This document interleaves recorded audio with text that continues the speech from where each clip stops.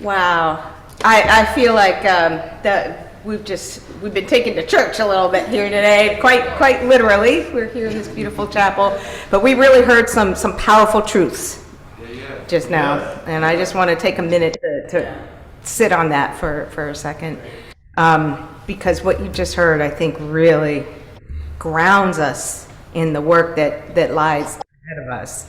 And I have to tell you, I'm a little nervous going after these two prolific speakers. As an attorney, I'm not speechless very often, as those of you who know me know. But you never want to go after preachers. So I have the unenviable task of doing that here today. And as I was thinking about today, and you've heard some really powerful words from people of faith, from faith leaders, about why Scripture calls them to activism. I'm going to tell you now about why, as an activist, I have grown to believe that my activism is deeply rooted in faith, in that journey, and then go into the struggles that we have ahead that I think are going to lead us into our breakouts.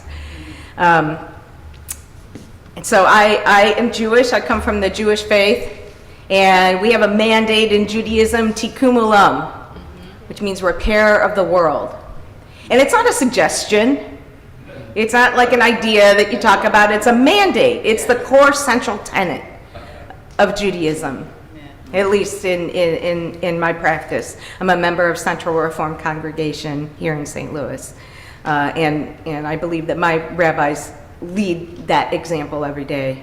But the truth of the matter is that throughout my life, even though I was always been very active in activism, my parents were both local elected officials in University City, I didn't connect my faith with my activism. They were sort of two separate parts of my life. And my faith was wonderful. We had, it was rooted in sort of family traditions, and most of them centered around eating and meals and coming together, right? And my activism was rooted in something separate.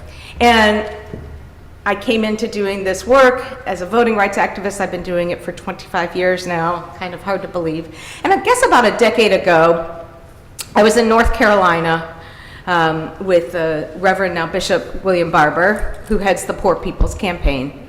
At the time, he was the president of the North Carolina State Conference of the NAACP, and I had the privilege of representing him and the NAACP in a challenge to that state's voter suppression law, which at the time was one of the worst in the country. A case that we ultimately won when the court concluded that North Carolina's law targeted African American voters with surgical precision. But the story that I want to tell you is outside of that case. Reverend Barber invited me to speak at Repairers of the Breach in North Carolina. And this was a room filled with faith leaders that he had brought together to talk about the role of faith leaders in advancing justice and activism. And he wanted me to talk about voting rights. And so he's introducing me to this room, and this room was filled with ministers, preachers, pastors, rabbis, imams, and he goes and he introduces me, and he says, "This is a deeply religious sister."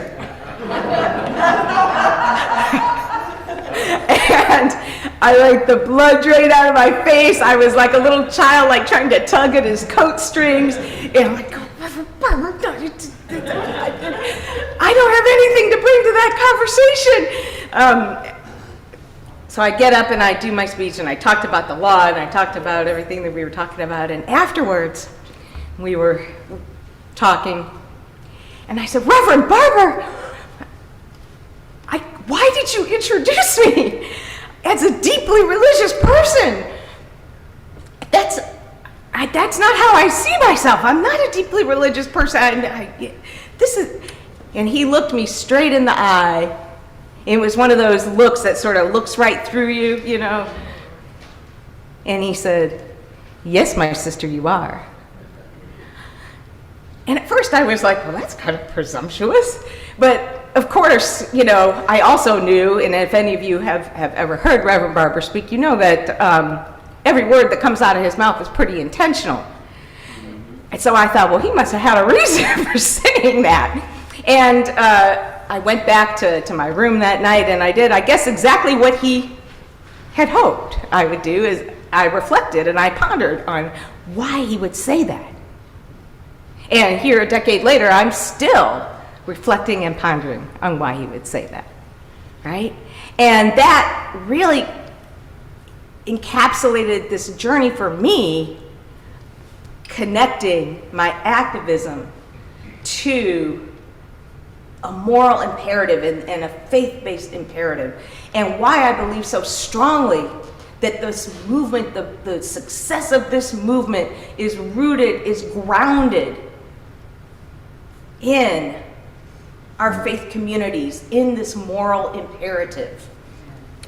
And so I sit here before you a decade later and can say, yeah, I guess I am a deeply rooted person of faith. Now, I'm not going to quote scripture to you because you wouldn't want me to do that. But I'm going to tell you a little bit about why I believe that this work that we have to do, the work that you so powerfully laid out for us, is so deeply rooted in our faith. Yeah. One of the things that, well, first of all, let me just start with the basics, and I think you both outlined this so very well, that of course, the right to vote is the foundation of all other rights. Everything else we fight for, when we fight for justice, when we fight for equal rights for all people, when we fight for the dignity of all, voting is the way that we effectuate that work. It is how we ensure that people have access to health care, to Medicaid expansion, how people have access to healthy food, to safe housing, to quality education, to jobs that pay a living wage, to environmental justice, to reproductive justice, to not being discriminated against based on race or religion or ethnicity or national origin or sexual orientation or gender identity. All of these things are rooted in the right to vote because the vote is how we speak publicly. Yes. It is how we exercise that voice. And it is, I suggest to you, a moral imperative that every one of us, every person in our midst, has a right to that voice. Because that vote is how we speak in a public sense. It's even more than that, right? It is how we weigh in and have a say in our future, in our destinies, in our children's futures. And so, if we don't have a voice in our own destinies, if we don't have a say in our own futures, well, we are not truly free. And until all of us are free, none of us are free. That's right. You're preaching.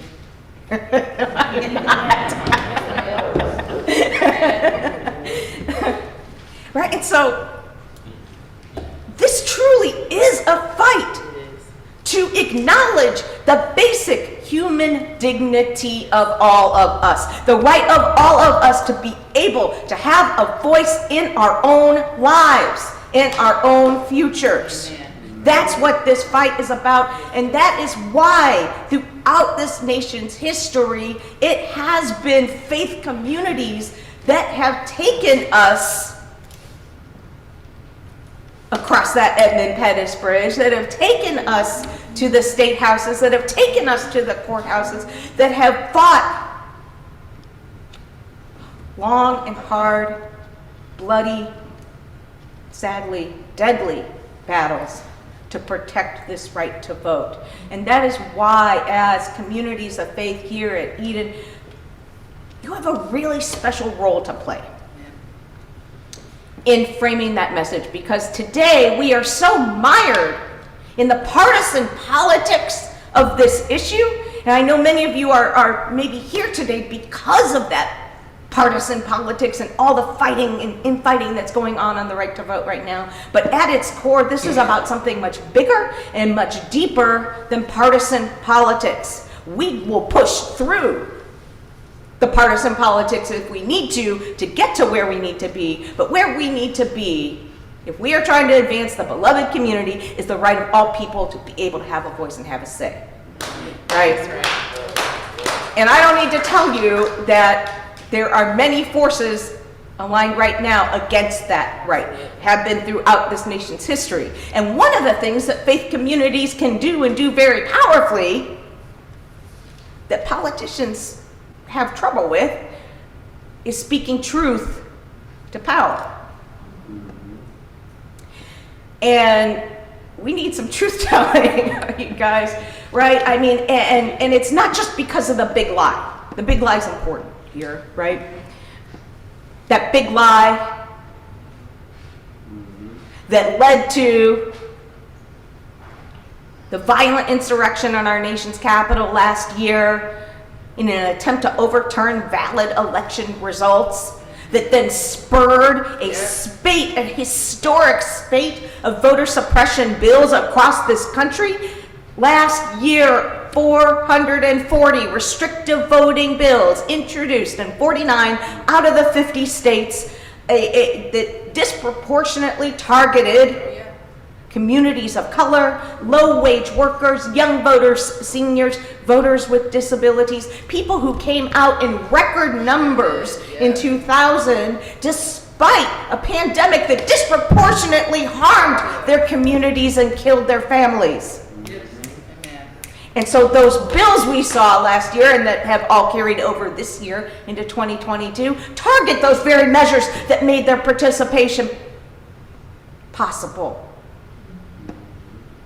Targeting the ability to vote by mail, targeting access to absentee voting for people who can't get to the polls on election day because of a chronic health condition, because they have to work, because they are hourly wage workers and would have to take a day off of work without pay to be able to go there, that would impose additional identification requirements on voters, that would straight out starve election authorities of funding to even administer their elections, that would impose partisanship into the elections process. And so what we've seen over this last year is not just an historic amount of legislation that would make voting harder, but even more, measures that actually go directly to undermining the whole process itself.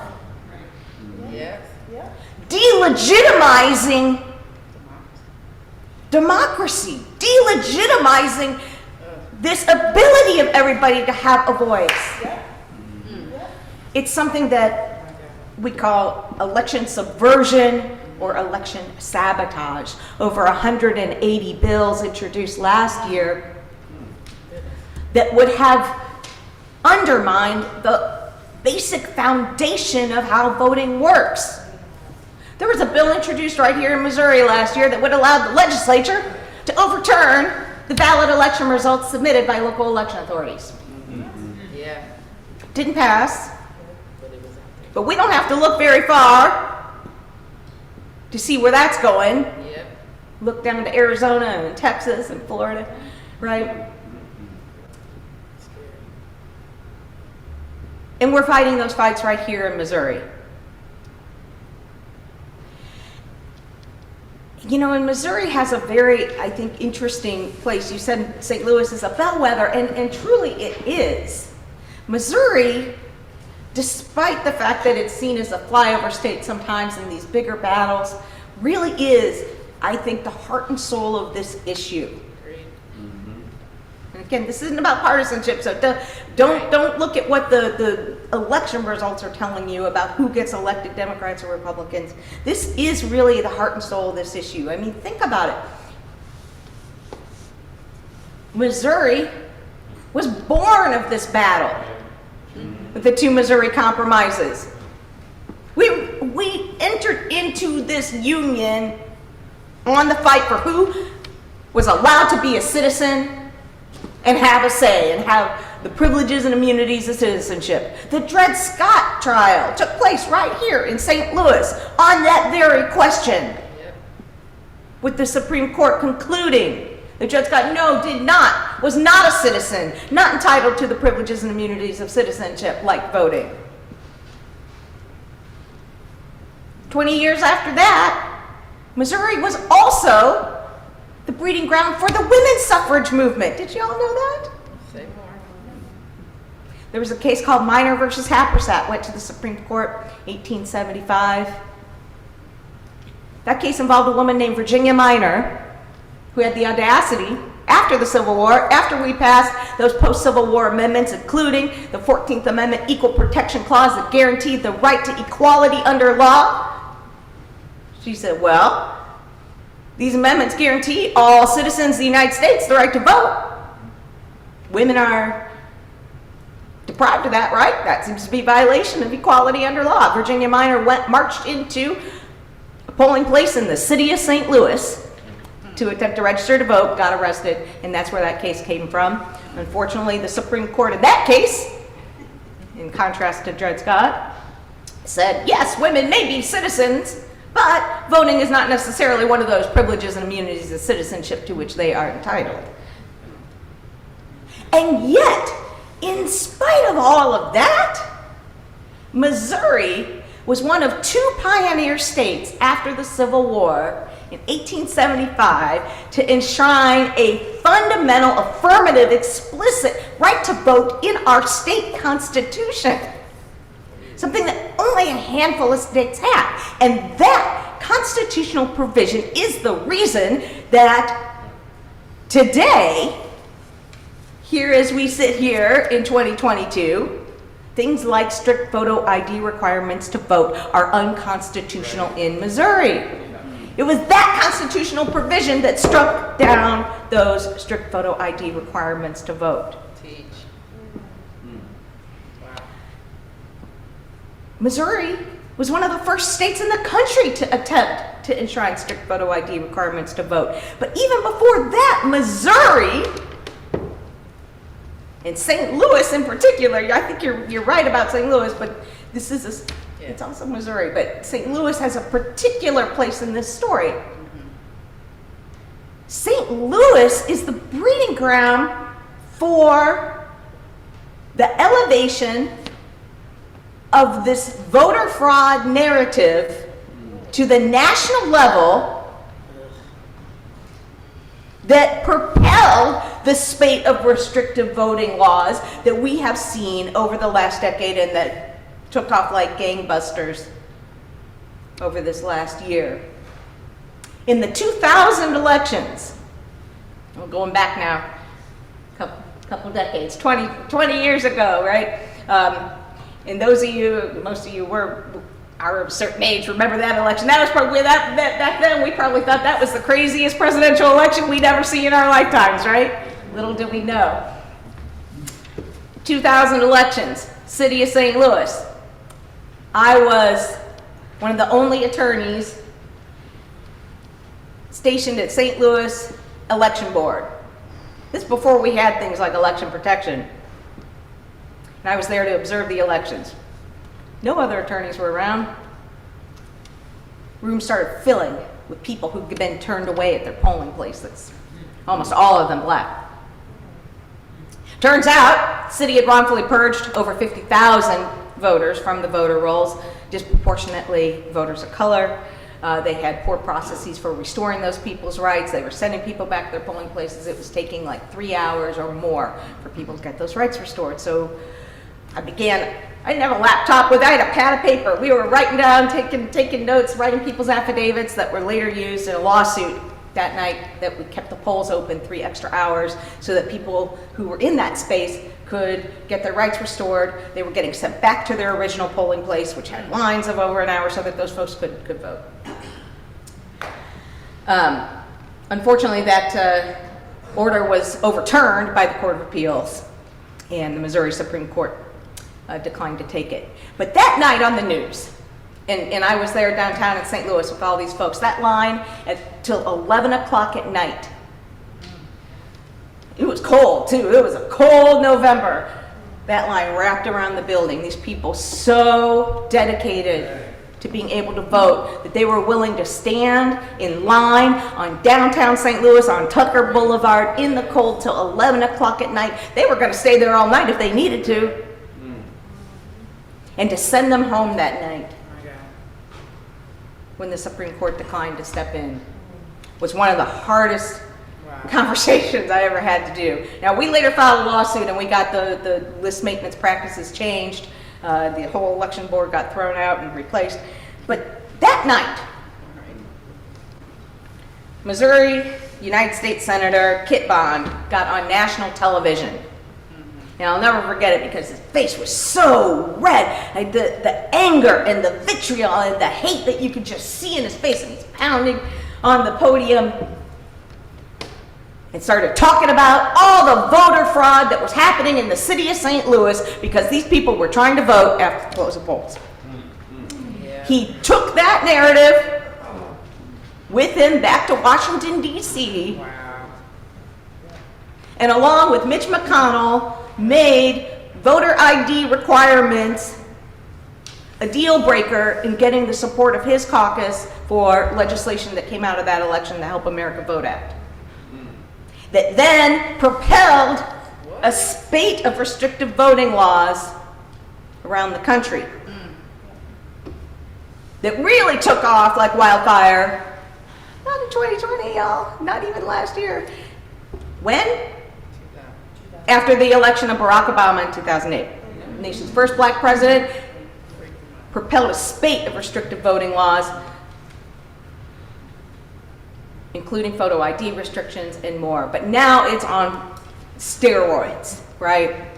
Because that same big lie that Kit Bond elevated in 2000 that propelled this proliferation of voter suppression measures,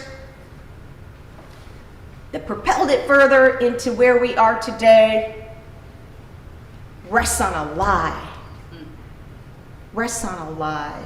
Rests on self-interest, rests on hatred, rests on prejudice, and that is what we can combat. And it's not an easy task, y'all, because we love this lie. We love the lie of our democracy in this country.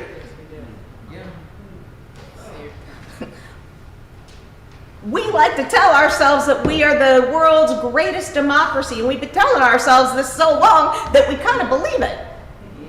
That's why I'm talking about speaking truth to power. I mean, in 1886, the Supreme Court, 1886, right? During Reconstruction, actually this is now we're in the post-Reconstruction era, the Supreme Court proclaims in one case that the right to vote is fundamental because it is preservative of all other rights. 1886, that's exactly when 10 of the 11 southern states were amending their constitutions to add literacy tests and poll taxes to directly confront the expansion of the franchise to African Americans after the Civil War and block them from participating. That is when jurisdictions around this country, especially in the South, were resorting to abject violence towards people who attempted to register and to vote. The spate of lynchings, groups like the KKK and the Red Shirts going out and literally terrorizing people for attempting to speak. And a century later, in 1964, the Supreme Court, the year before the Voting Rights Act was passed, the year of Freedom Summer, when on the very first day of Freedom Summer, those organizers and activists that were going down to Mississippi to register people to vote were brutally murdered for doing so. The Supreme Court proclaims every voter is equal to every other voter. We love this lie. So it's up to us to speak truth to some of that. And how we do so brings us back to our own communities, what we're going to do right now in these breakouts, when we go outside after this program and walk around and talk with each other, everything that you mentioned. Because right now here in Missouri, we are facing some very critical threats to our right to vote. And the three things that we are prioritizing, we're tracking about 36, 40 bills or so in the Missouri legislature this year that would make it harder for Missourians, our most marginalized communities, to vote. First, attacks on the citizen initiative process. I'm not going to go into detail on these. I've included a fact sheet in the back with some of these bills, and we're going to talk about these in the breakouts. Attacks on the citizen initiative process. This is something where we are working closely with MCU, with other faith-based partners. There are over a dozen bills that are moving in the legislature that would make it harder for citizens to be able to participate in the citizen initiative process. This is one of the most direct forms of democracy. When people who are sitting in legislatures are not responding to their communities, this is a process that allows the community to go out and propose laws that they think would be good laws.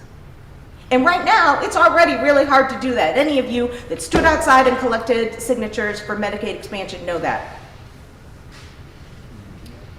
These measures would make it nearly impossible by doing two things: expanding making it harder to get proposals on the ballot by increasing the number of signatures, in some cases by 200,000, 300,000.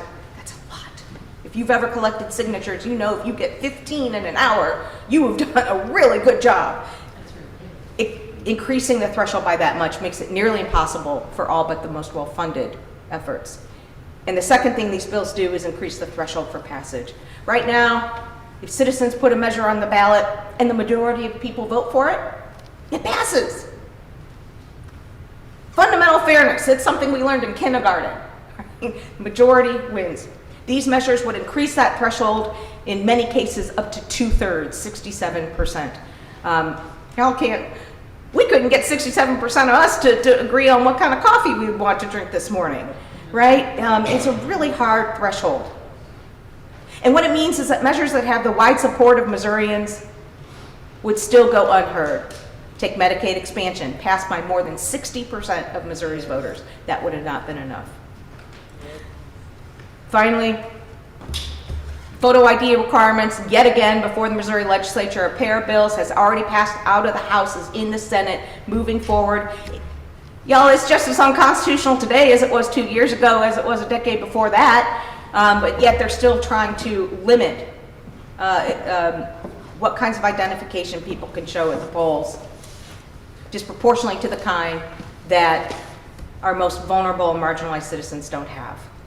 And third, limits on voting by mail. Again, efforts to make it harder for Missouri citizens to cast ballots by mail.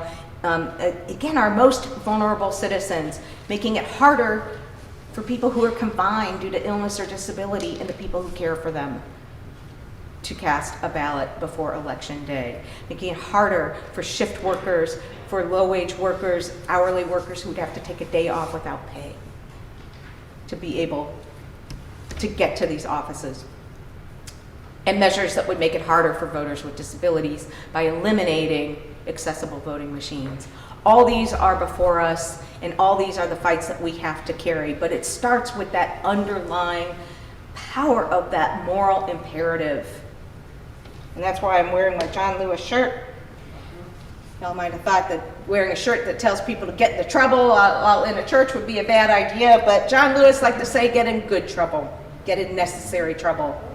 He said that the right to vote is precious, almost sacred. And that's why we're here today, and we get to talk a little bit further about some of these measures in our breakout sessions. And I'm so grateful to be in struggle and in community with all of you. Thank you.